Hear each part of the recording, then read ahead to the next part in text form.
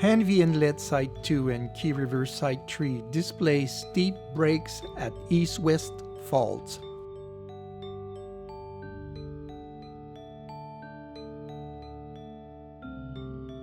This block diagram illustrates this style of topographic erosion. First, Henvey Inlet Site 2.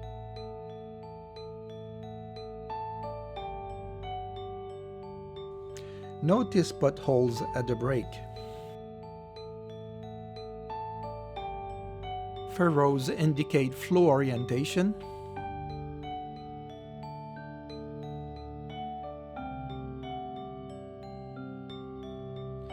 The break occurs along the fault and related joints.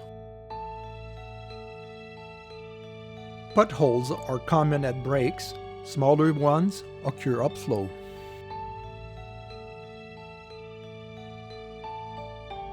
Potholes form due to flow turbulence at breaks.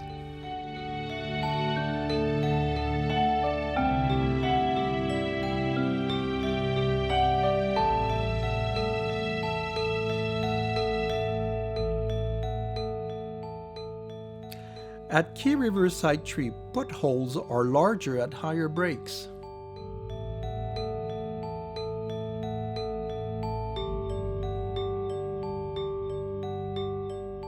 The 5-meter-long boat provides scale for around 5-meter diameter potholes.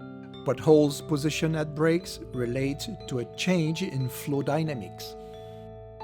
Rapid change in flow depth creates turbulence or hydraulic jump.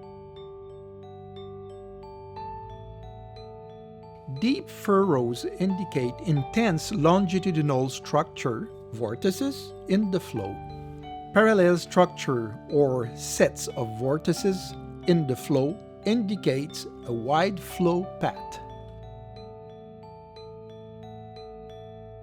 At the break, some longitudinal vortices convert to vertical vortices.